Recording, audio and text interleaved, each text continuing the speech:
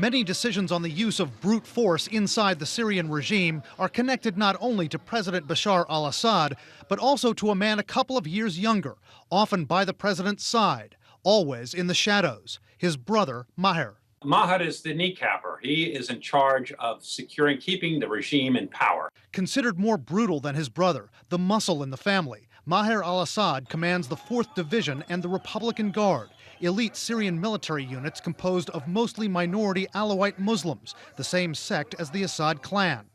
But he's got something else in his portfolio. Maher, as well as his cousins, have come to control what's called the Shabiha, or ghosts. They're Alawite paramilitary forces. Forces that analysts say have carried out massacres of Syrian villagers. Maher's actions once led Turkey's prime minister to publicly slam him, saying he's, quote, chasing after savagery. Ted Kattouf is a former U.S. ambassador to Syria who's met with the Assad family. What is the real influence that he personally has over his brother? I think his brother has to be wary of him because he's a hothead. And he's known to be a hothead, and he's known not to have particularly great judgment. But you know, when you're ahead of a mafia-like regime, you depend upon enforcers.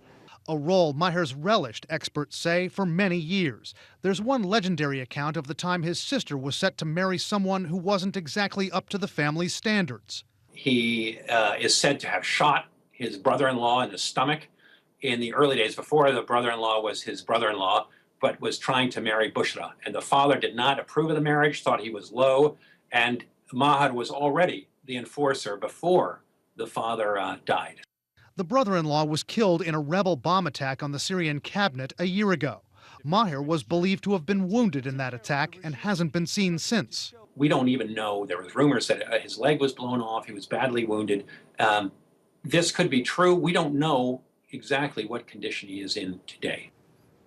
If Maher al-Assad is still alive and still helping his brother, he's following a menacing family tradition. Their late father, dictator Hafez al-Assad, placed his own brother, Rifat, as head of key Syrian security units. Rifat al-Assad was reported as a key figure behind a 1982 crackdown in the city of Hama, in which tens of thousands of Syrian civilians were massacred. Wolf, I know you remember that incident, that whole month-long series of massacres very well.